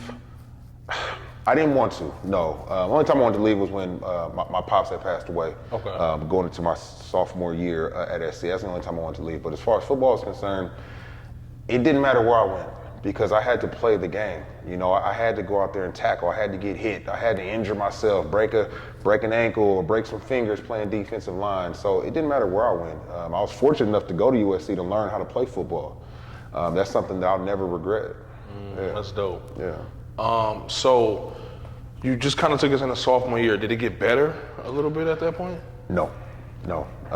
My whole 5 years, bro, we're on the bench at SC. I wasn't expecting that. Nope, I wasn't expecting that. Nope. Well, I mean, for the interview's sake, I wasn't expecting you to say that. No, yeah, that's something. That's how my experience was, bro. I mean, I'm posting pictures and everything. You know, USC, rah this, rah that. But every single Saturday, you know, I'm gearing up, helmet on, going out watching my best friends play. You know, guys who came in with me. Freshmen who came in after me take the field, and I'm sitting there waiting on the last 5 minutes of the game. Hopefully we're up by like 20 to where Coach Kiffin, who was my coach at the time, because Coach Carroll went to the Seahawks, can be like, all right, Kevin, go on and play. Like, go on and get some time. Make the most of it. Put on some good film so that we can, you know, think about it for the next game. But it was like that every single year, bro. So I went through a lot of adversity playing ball at SC. And then going into my 5th year, more adversity. They want me to switch positions. To what? Offense, tight end. Yeah. It is my 5th year. Now granted, I'm in my 5th year still going down to take practice reps against the starting offensive line. Like, you're talking to a 5th year senior who never... But you graduated early, right? I graduated early, yeah, but I still like had... 3 years. Mm-hmm. I remember that. Yep, graduated early. So explain how that works a little bit. When you graduate early, are you just not in class, or you have to be enrolled in a certain amount of units, right? Summer school. So you take, you take your class during the semester. In the summer school, you take another set of credits to where you're able to graduate early. So how many did you take each summer? Whatever the allotted one was that we had to have. I'm not sure what it is as far as schools, breaking down, but enough to where I was able to be finished early and going to grad school. That's what's up. Yeah. That's what's up. Damn, man, I definitely wasn't expecting that. Yeah, man, that's like the real of the real. I mean, I was a 5th year senior, not knowing what's next as far as playing football after. I mean, NFL was a joke. Like, I might as well just screw that idea, going and work. And I'm putting on a practice jersey, and instead of going down with the other defensive linemen, I'm putting on another colored jersey and going down on the offensive side to go give the dummy defense, basically. Dummy defense. Mm-hmm. Damn, yep. As a senior, as a 5th year senior, bro. And me knowing you, you're probably still a great ass teammate. You're probably still being a great ass person. Yeah. Me, I probably would have been irritable. I would have been fucking in a bad mood. It was a situation to where I really, like my faith was being tested. Like, I just remember running down every single day, like, Kev, keep working. Guys got it. It'll be all right. Like, this is gonna pan out. It's gonna work out for you. And it did. It did, man. And I say that it did from the standpoint of me switching positions to tight end. Okay. Like I said, training camp comes around. I walk into the defensive line room. Ed Ogeron, who was my D-line coach, who is now the head coach for LSU, he's like, Kevin, today during practice, you're going to go down with the tight ends and you're going to help them out. I said, what you mean? He said, hey, you're going to go help them out. All right, now get out of my room. We got business to take care of. So, so I go down to the tight end meeting room, and I'm thinking I'm just there just like to give them, pass rush and stuff like that, give them a look. I go down to my locker room. For defense, our jerseys are cardinal. Offense jerseys are white. Go to my locker room, my jersey's white. I'm like, oh shit, like I think he meant I'm playing tight end. So I go down there, and I'll never forget, man, my 2 teammates, Xavier Grimble, who's now in the league with the Ravens, and Randall Telfer, who retired from the Cleveland Browns. He's like, hey, welcome to the good side. Welcome to tight end. And from that day forward, bro, it gave me so much motivation and lit another spark in me because I became that dominant person on the field again. Really? Playing tight end is just like playing basketball. Explain. Going up for a rebound is just like going up to grab a pass. Like, I got very large hands, so I'm able to catch everything that's coming my way. I mean, I'm making catches that, coaches thought that I wasn't ready to catch. Right. I'm catching heat. And I'm faster than everybody too. And I'm able to showcase that speed because when you're playing defensive end, like, okay, you're fast, but you're not really opening up and taking all those steps. Because like, it's a short distance. Exactly. Yeah. I'm playing tight end. I'm ready to open up, and I'm hauling down the field. against our starting safeties, starting cornerbacks, like guys that are, going to be first round, second or third round draft Probably picks. the same guys that used to call you soft, huh? Exactly. I'm dominating them. That's dope. Dominating them. I'm putting on film. Coach is like, damn, KG, like, what were you thinking here? Should have been had your ass. Should have been had you here. Exactly. Like seasons ago. So that right there sparked a flame in me, bro. So where I'm seeing myself dominate, I'm killing it. I had that feeling like I was the best player on the field at the time. And it worked out for me, man, to where I'm starting to get notoriety again from not just the college coaches, but the next level, playing professionally. I'm getting NFL scouts like, who's this guy? That's amazing, man. Yeah. Like, and I just want to go back again and reference something, because you start off when you come to the Rebels with us. Mm-hmm. It's just like you're just completely green. Yeah. You know what I mean? Yeah. No pun intended. No, Obviously, that's your last name. I've heard that before. Yeah. I swear I didn't do that on purpose. I'm not that corny. Yeah. But so you're completely like you're like a fresh canvas at this point, and now you're learning how to hoop, and then you get to high school, then you go from playing on this certain level all this time. You get to high school, you're still playing on this level, but then you stop growing. Yeah. So now we're all growing, right? And you're not. So now it's like, okay, I'm not that same dominant player, which has to be frustrating. Oh yeah. So then you end up switching sports completely. Mm-hmm. Now you're in football, right? And now it's again you're green again. Now it's just like, I don't know what I'm doing. It's like, okay, go get the ball. Yep. Go get whoever has the ball. Yep. Then you find your way, and again you start dominating. Yeah. Then you move to the collegiate level, and now it's another reset. And it's just like, okay, I gotta find my way again. Mm-hmm. And again, bro, you're fucking 18 at this point. Yeah. You're an adult, but you're still a kid. You know what I mean? You're moving away from home. Right. You got all this responsibility. It's probably like, okay, fuck, I'm never left my family. I am the backbone to my family. Yeah. And now you go through these four to five, almost 5 years, and now in this fifth year, before you're probably like, okay, let me just get through this last season. Let me just graduate, get this last season out the way, and whatever happens, happens. And then he does it again. Yeah. That's amazing, I gotta bro. play tight end. That's fire. I have to learn how to learn offense. But that's good though, because now you go back from like you said, it's like a refresh. It's like, fuck, I have life again. Yeah. You know what I mean? I have a purpose here. Exactly. This is something, and then that it kind of probably put a chip on your shoulder as well. It did. To where it's like, and that's why I made the comment, the same people that was calling you soft now, you kind of busting their ass. Exactly. Probably bro. getting them in trouble in practice and all of that. That's fire. I'm seeing myself dominate, man, and it worked out well. So, shout out, man, to my coaches at SC for switching that up for me. Shout out to you, bro. Appreciate it, bro. Because I know I keep giving you love, but again, that's what I do. But like when and I always tell people this, it's harder to see it when you're the one walking in it. Right. You know what I mean? Right. And just hearing this, and me knowing you and knowing everything you've been through that I know of, and I can imagine the stuff that I don't know and that we haven't touched on. Right. But just the fact that no matter what, you persevered through all of that shit. Thank you, brother. Yeah. And I know, me knowing Kev, you stayed Kev throughout that. Exactly. You know what I mean? You didn't. You didn't become a piece of shit teammate. Right. You didn't become a piece of shit person. You didn't point the finger at nobody. You didn't play the blame game. You probably weren't becoming a locker room problem. These are stuff that me just knowing you as a person, I know that you weren't doing these things, and that's fire. Because I know me, if I was in that situation, oh man.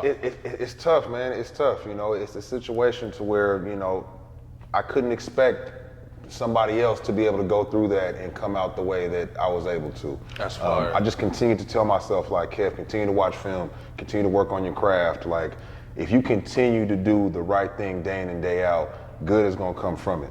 That's fire. Like that you keep doing the exact same thing, getting better, working when nobody's seeing you, it's gonna pan out. It may not pan out while you're at USC, it may not even pan out in the shape of football, but it's gonna work out. Some way.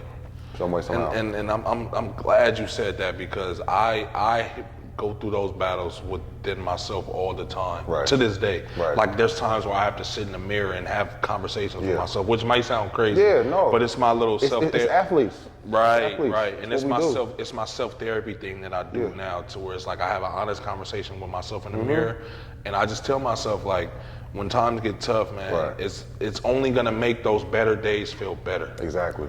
You know what I mean? Like, and I always think, like, when I'm having, like, I just had a bad week like 2 weeks ago, man. It was just a long week. I was kind of stressing a little bit. And then, like, when the week ended, I got to spend Halloween with my son. You know what I mean? I went to Will's house, had a great time with, like, family environment. So my spirits were high, and then I started laughing about the week that just went by. You know what I mean? And sometimes I have to remind myself, like, them hard times that you just went through, laugh at that shit. Because now I just ended my weekend. Yeah. My week was terrible. I just ended my weekend on Sunday. Now I'm getting ready for work the next day or whatever. And it's just like, damn, my weekend was great, bro. Exactly. You know what I mean? And now that week don't even fucking matter no more. And that's probably how you had to approach that. I had to. I mean, aside from telling myself to continue to do the right thing, just looking at the bigger picture. I mean, I'm at the best college in the world playing football here. At the highest level. At the highest level. The highest collegiate Exactly. level. Right. I'm getting school paid for, you know, I'm getting my master's, like.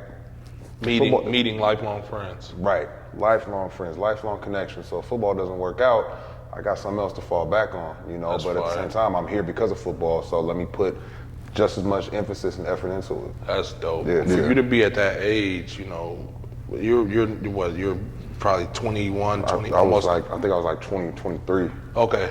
Oh yeah, because you're 5 years. That's right. So you're 22, 23 about, and you have the wherewithal to have it. Because now I'm older, I can look, I can make those type of decisions now because I've been through a lot. I'm mature, but at that age, I was fucking wild. Because I was going through shit, playing college basketball, not being unhappy, dealing with the politics side of it, dealing with people lying to me and all of that shit, dealing with these coaches who haven't been knowing me since I was a little kid, so they aren't as invested as the coaches out here.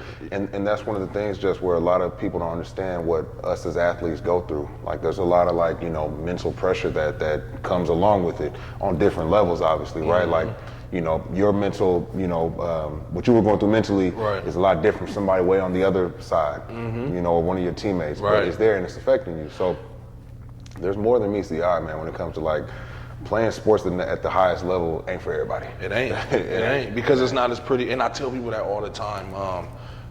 I was talking to Chu on the show the other day, and he said something like, you know, I was going through little shit that wasn't that big of a deal. And I was like, I stopped him. I was like, bro, don't ever say that in my presence, only because trauma is relative. Right. You know what I mean? Right.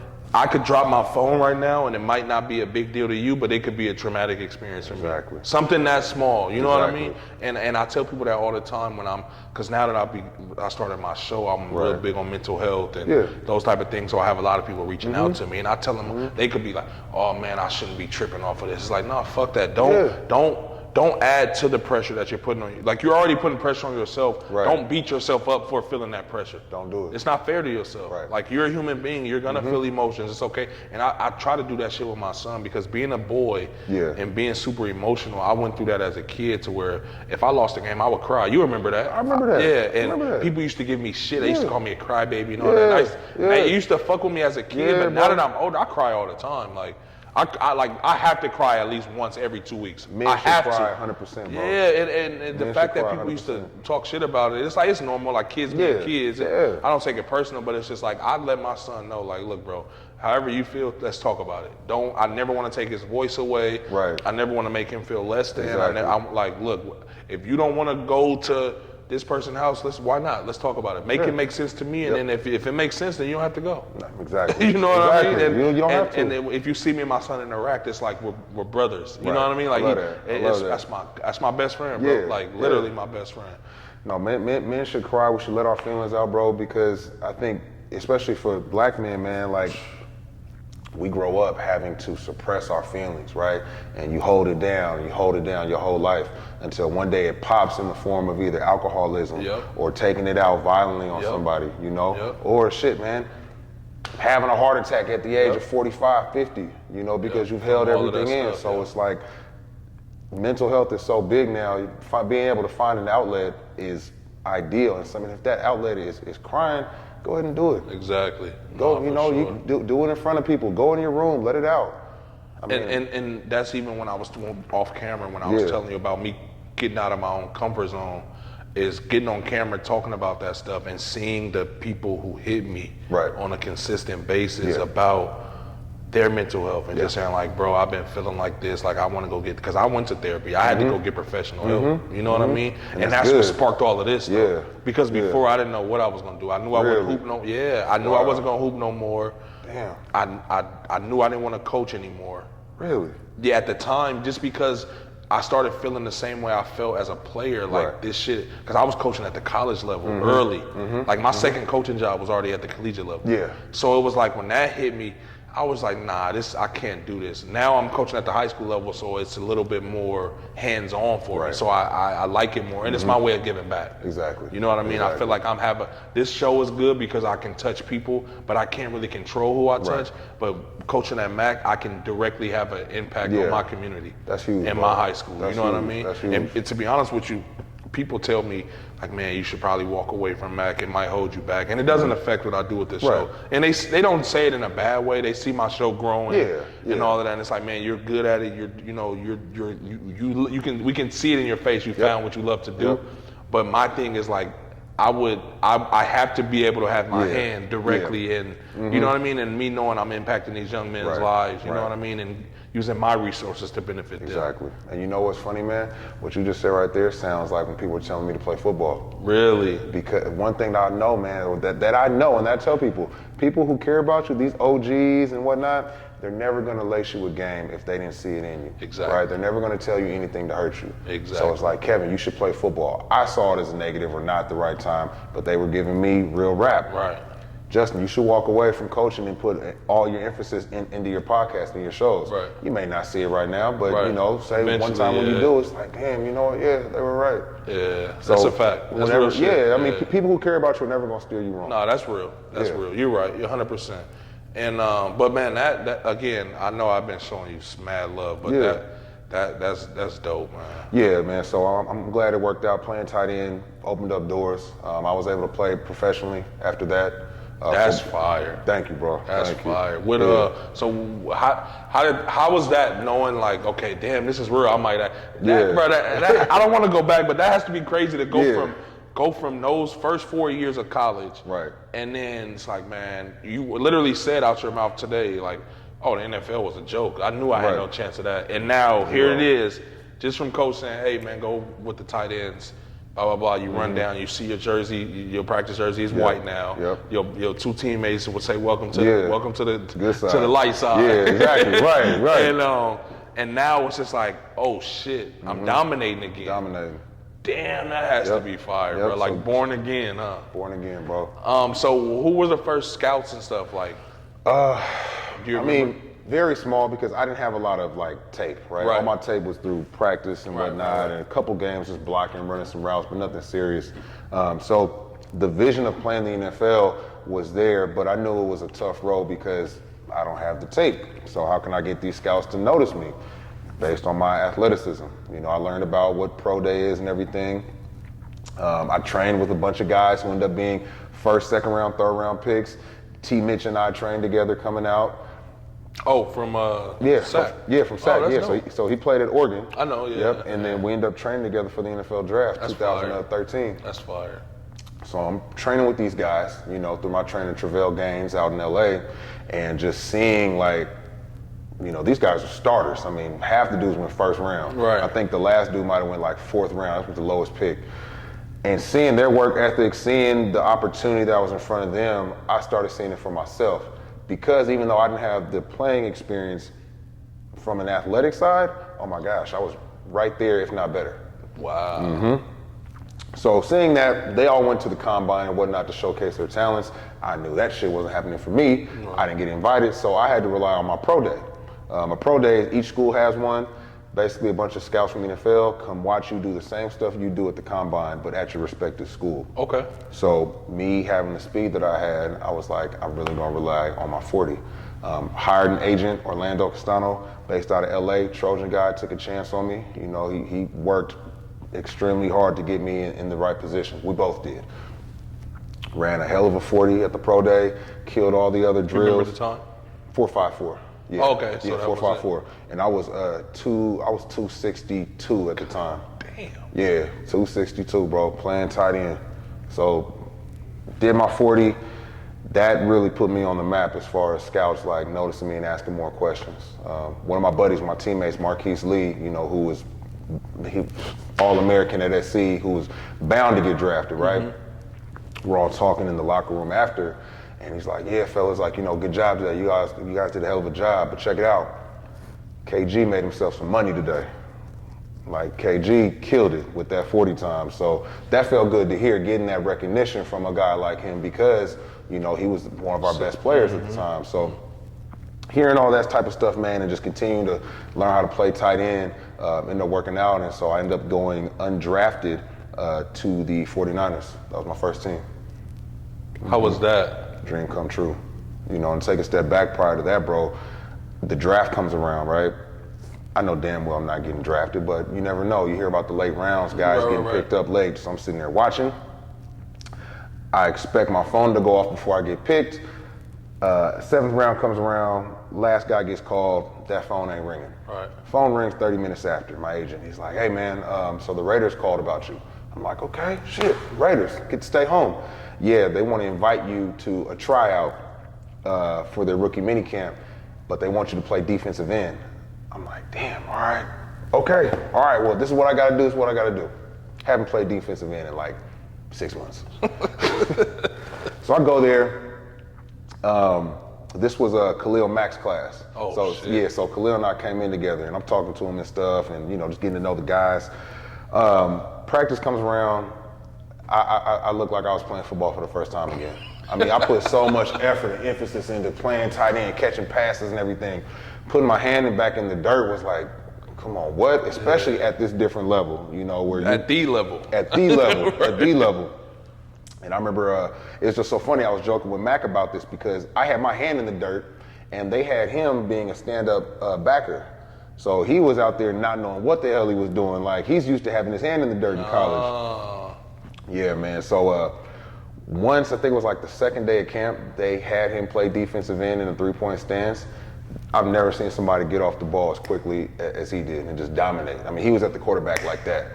And I was like, yeah, they're going to make him play DN. I don't think the Raiders are going to work out for me. So out of the 70 guys that they invited to the rookie minicamp, they kept 2. And that's how it is in the NFL when you get invited to rookie minicamps. They'll invite 30, 40 guys. They may keep 1 or 2 at the most. Wow. So that didn't work out. My name didn't get called. My last day of camp, my agent calls me, same thing with the 49ers, but they want you to play tight end. I'm like, all right, you know, here we go again. Let me give it a shot. At least I'm playing tight end. Maybe something can work. I get there. The guy who gives me the paperwork and whatnot, welcome to, you know, to the team for the weekend, is like, hey, just want to let you know that the unsigned tight end that we brought in pulled his hamstring the other day. So, good luck. Like, you know, they're in need of this is a real opportunity now. This isn't like the Raider thing. Exactly. He was like, this just happened the other day. You know, my agent didn't even know about this. I'm like, shit, all right, maybe something might happen, man. Right. So I go out there, played really well. The tight end who got hurt is my best friend in the NFL, you know, Asante Cleveland from Sacramento. He's helping me up, coaching me up during the whole rookie minicamp. And the last day, they ended up calling my name and keeping me. And I signed later that afternoon as an undrafted free agent, man. How did that feel? Oh my gosh, I was head over heels. Probably that question and faith you have probably was just like. It felt so good, Justin, because I was the last guy in my class from SC to sign. Everybody else had either got drafted, signed as a free agent, walked away from football, but the guys who were at that pro day, they were all locked in NFL How many bubble. people do you remember that came out with you? I think there was probably like maybe 12 of us. 12. Yeah, a couple juniors and then mostly all seniors and whatnot. So I was like, I made it. Like, I'm in the NFL bubble. I'm in the NFL, right? And then on top of that, man, playing for the 49ers, like hometown team. Yeah. You know, grew up in Oakland, but I went to high school in San Francisco. Right. I grew a love for the game of football in San Francisco. 49ers is my team. So you were a Niner fan before that? Or? I was a Niner fan in high school. When I started playing football, I was a Niner fan. Okay. Yeah. Okay. Mm-hmm. And I'm in the locker room with guys that are not just good players, not just guys that have been playing for, you know, 12, 10 years, I'm in the locker room with Hall of Famers. I mean, I'm walking past Patrick Willis, Vernon Davis, Frank Gore, you know, like Colin Kaepernick, Mike Crabtree, Stevie Johnson. Sheesh. You know, like dudes who were just in the Super Bowl last season. Right. Like Alden Smith comes up to me, he's like, "What's up, Kev? How you doing?" Hand is about as big as two of mine. You know, hard. like all those dudes, man. Justin Smith, just, you know, old vet, old 15, you know, year vet, just coming up, knows my first name, giving me shit in the locker room. Like, I was like, damn, like this is what it's like to be in the NFL. So started with the 49ers. You know, they ended up letting me go after training camp. Signed with the Bengals, all as a tight end. Did practice squad there. Unfortunately, let me go. And then I finished my last 2 years with the Carolina Panthers and the Tennessee Titans. So, you know, regardless of me bouncing around from different teams, man, I look back, I played longer than anybody thought I'd play. Or For sure, right? I mean, and first of all, I was able to make it, bro. Right. So that was an accomplishment within itself. But then on top of that, I ended up playing like 3.5, 4 years, you know, like on and off with several teams and whatnot. And there's guys who were starting over me that did not even get a chance at that. They might have played like one season. Right. So for me to do 4, you know, I was like, shit, man, like I can't, I have no regrets. Like I look back. And then those experiences and the shit you went through in that journey, you can't buy anywhere. No. You know what I mean? Like you can't duplicate. Not at all. You can't, you're not gonna, like you needed to go through that. Yeah. You know what I mean? Literally everything from this whole story that we've been talking about, like from you being super mature at a young age, right. Obviously it comes back to when you're still being a great teammate in that locker room at USC. Oh yeah. When you knowing that I gotta be on practice I gotta be there to practice on time, but I know I'm just going to go be a practice dummy.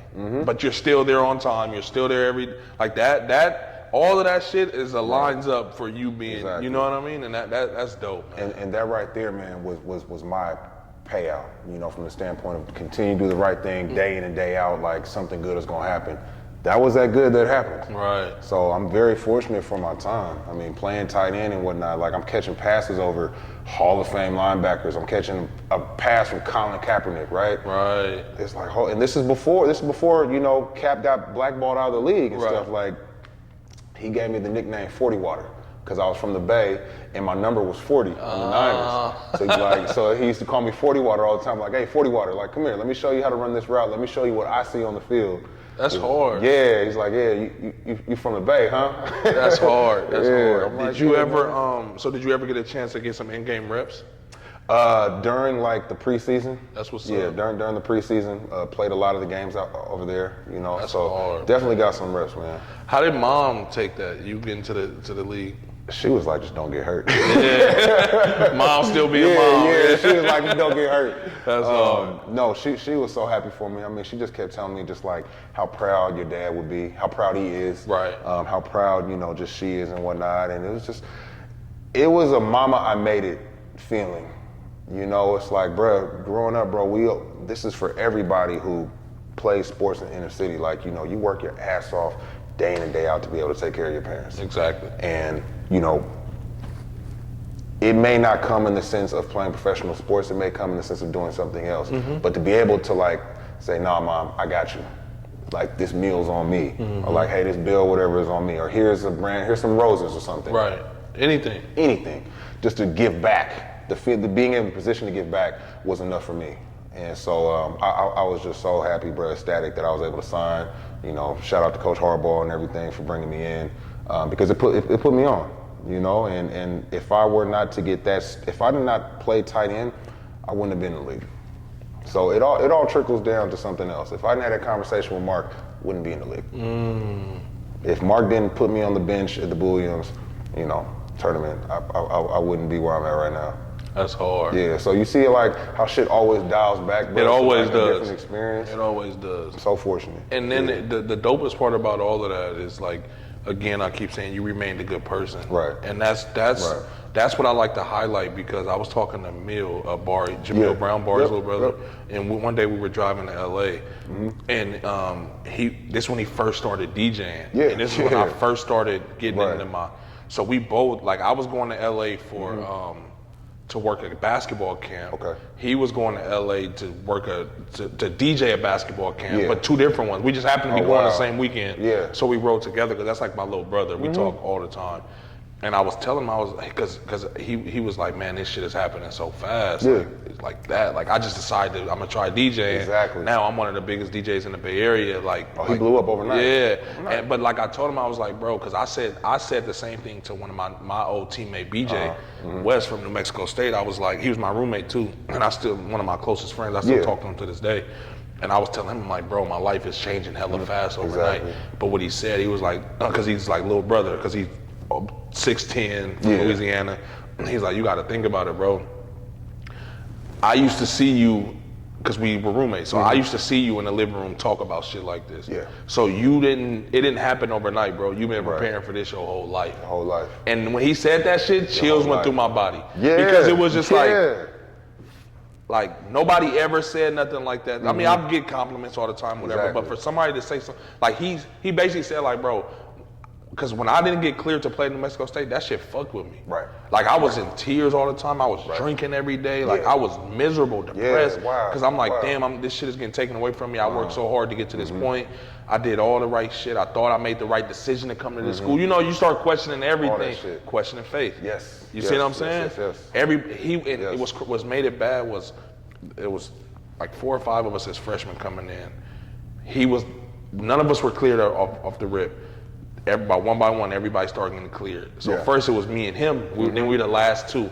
Then he got cleared, and I was by myself. Wow. So they were going on the trips. I couldn't go to practice. I couldn't be seen at the games for compliance reasons. And I was just like, bro, what the fuck am I doing? Like, and he brought all of that up. He's like, bro, you've been working on this shit your whole life, bro. You stayed a good person. You never fucked off your relationships with nobody, and now look at you. And I'm just like, that's some real shit. Man, God sets our path way before we even realize it, bro. Way before. And controls it without us even, you know what I mean? Like, we have no say so. When we think we in control. Exactly. And then, but like you say though, if you continue to do the right things, you continue to stay the course and do what you need to do. Do your part, and then he'll handle the rest. It'll work out. That's dope. Yeah, man. I mean, hard work has never turned anybody down. Ever. Yeah. Ever. Let's talk about a little bit about what you do now. Yeah. If you don't mind. Yeah, man. So I played 4 years, and I wanted to, felt like it was time for me to retire. Tired of bouncing around. Tired of being in the unknown, sunken place, if you will, for the NFL. NFL stands for not for long. So to all my guys that are watching this, man, like, not for long. Have a plan B. Wanted to get into the tech space. Okay. I got my master's in tech from SC, from San Francisco, Silicon Valley. Here we are, right? Wanted to get into that field for the main reason of doing something so opposite of what is expected of me, from the standpoint of being an athlete, right? And staying in athletics, becoming a trainer. As well as, not to cut you off, athlete and a black man. Yes, exactly. So what's expected of, athletes after they're done, you become a trainer, agent, coach, something like that. Great professions. But I want to flip the script, right? I want to do something else. Show people that I'm more than an athlete. Shout out Brown. Exactly. So I took a job at Salesforce, doing sales, man, doing tech sales, and I'm going on my 3rd year there. So just being in the digital space and just meeting with customers and being in that whole realm has really opened up doors that I didn't think I could open, from football. So I'm very fortunate, man, to be working there. I'm an account executive. I live in Seattle, the Bellevue office, and just loving every minute of it. Like I said, the main reason I wanted to do it, bro, was to show people I can do something different and to motivate young black kids from the town, young black kids playing football, basketball, that they can find success in different fields outside of what is presented to us every day, right? Which is sports, hip hop, music, you can find success in different fields, and you don't have to look like the people who are in that field. 100%. And to piggyback off that, what I think is dope about it, both of us, because we're both doing things outside of athletics, for, you know what I mean, technically. But we drove the car of sports to where we are. Exactly. You know what I mean? And I think that's what's dope. Because you can literally, my NBA dreams went away early for basketball, to be honest with you. Like early on. Like once that New Mexico State shit happened, I went to a national JUCO. That started not working out, and I was like, man, fuck basketball. Like I checked out of basketball my second year in college. Wow. A lot of people don't know that. My second year in college. Really? I was over it, bro. Damn. Because it started feeling like a job. Yeah. I started seeing that people didn't really value their word. You know what I mean? People would tell me things and it wouldn't be, you see what I'm saying? So it kind of made me resentful a little bit. Damn. And I realized that looking back when I started going to therapy and stuff, I started realizing like, damn, I had to walk away from basketball because I was beating myself up because basketball wasn't working the way I wanted it to. And then I held myself in such a high regard when it comes to the mental aspect of basketball, and I felt like I knew so much of basketball. It was just like, bro, I'm gonna drive myself. Like I was not sleeping because of basketball. I was stressed out because of basketball. Gotcha. And at that point, it was just like, all right. Luckily, I was good enough to just get by. Off my talent, and you know, so I could, I could last, but I wasn't working out no more. That's a terrible feeling to have. It's terrible because it's like I'm gonna be a failure. I'm watching all my people in my class do great things. It's like, I remember I talked to you earlier about. It's like, what am I gonna do now? You know, what's to come next? But so I that whole shit is just, you know, was crazy for me. But I like that you said that. Like I wanted to do something different than what, you know, people expected me to, being a former collegiate athlete and pro. You know, you actually touched the pro level. I never did, but you know, that's all that shit. Just, it's all about experiences, and you got to use them how you can. Use them to learn from. And like you said, stay the course, man. I love that you said that early on. Like, do what's right and continue to do what's right, and then good things will come. I mean, I tell kids all the time, you got to take advantage of your opportunities while it's there. You know, and one of the biggest things that I teach, man, is understanding what that opportunity is and seeing it early enough. Because sometimes it may only come around once. Yeah, for real. You know, and then you could be blinded by something else. You could be blind. You could be distracted, blinded by something else. Yeah, that's a fact. You know, and that opportunity can come in the form of somebody introducing themselves to you, you know, or being asked to play a different position, or, you know, say a coach gets fired, now you got to go to this school. It opened up for you. Or the flip side of that is it could be just somebody in the same room as you that ain't even said a word to you, but it's just watching you. And they're there. Exactly. And you don't know who it is, and that's why I tell people all the time, like, you know, obviously I wear a suit every day to work, so I'm walking through San Francisco, and I catch myself now because now I'm walking through with a smile on my face. I'm saying hi to people. You know what I mean? And I used to never be like that. I used to be with hood on, straight face. You can't tell if I'm happy, mad, nothing. Now it's the complete opposite. And now I'm reaching. There's people that, you know, that I've had conversations with, the operations manager from Facebook and Google, because I'm in that San Francisco area, and now I'm more open and vocal and able to talk to strangers. Usually coming from Oakland, you're not talking. We're not talking to anybody. Like don't talk to me. Like, exactly. I don't know you. Exactly. And I don't trust you. What you want? You trying to get over? You see what I'm saying? Want? But going through college and meeting people and seeing different walks of life, seeing different traveling with at the young age, even when we were traveling early on, like all of that shit, again, lines us up into who we are today. And a lot of that just comes with maturity and just growing, bro. You know, and I wish, you know, more kids, I think it's on us as the older generation to teach these young kids to mature early and to realize different scenarios. You know, to where you're not waiting till, you know, you're our age to be like, damn, okay, now I see what they're saying. Or like, now I can take my hoodie off and introduce myself to people because I'm in this situation in life. Do that when you're younger. Do that when you're in high school. For real. Because it's going to go by like that. And those same relationships, I was telling my buddy this the other day, those same relationships that you can build at a younger age, you may need when you get older. Most likely you will. Exactly. Most likely you will. Man, that's a fucking dope, super dope conversation, man. Oh, man, of course. Is there anything else that we left out that you want to touch on? No, man, we pretty much hit it all, man. You know, I'm definitely blessed, bro, just to, you know, be here with you, man. I mean, I'm pretty sure you know, like a lot of guys our age, they're not around. You know, from the standpoint of not being on this earth or just not being around anymore due to whatever circumstances. Exactly. So, like, I think it's great that you have this platform and you're giving, you know, young coaches, even coaches that have been around for you, coaches who coached us. You know what I'm saying? Growing up, like, and they're here just telling their story, man. So, you know, like I really got to give a big shout to you just because we've known each other, bro. You know what, it's crazy, man. Like we're going on 20 some odd years knowing each other, bro. I know, it's crazy. How fast did that fly by? I know, bro. And the beauty of it, first of all, thank you for that. Yeah, you know what I mean? And that's kind of what my idea was for this was. And like I was telling C-Head and Lim not too long ago, it's like, bro, this is for us. Yeah. Like, yeah, I'm spearheading this, but this is for me and you to be able to sit down and have a conversation. And we can give back. A lot of the stuff that you said and, you know, that we touched on, people can benefit from. And, you know, learn from going forward. It's our job as the older generation to give back because, you know, the Leons and the Qs and the Allende's, they gave it to us. You know what I'm saying? So now it's on us to give it to the younger generation, man. Each one teach one. That's the only way we're going to find success out here in Oakland. Yeah, for sure. That's real. And like I said, this is for all of us. So if there's ever anything, whether you start a clothing line or you become a rapper, whatever it is, I want to seriously though. I want us to have a platform to where you can just be like, just, hey, let's sit down. Let's talk about this. Well, you know, we could do the roundtable thing. Like I said, this is for all of us. And again, man, I just want to thank you for everything, bro, for being you.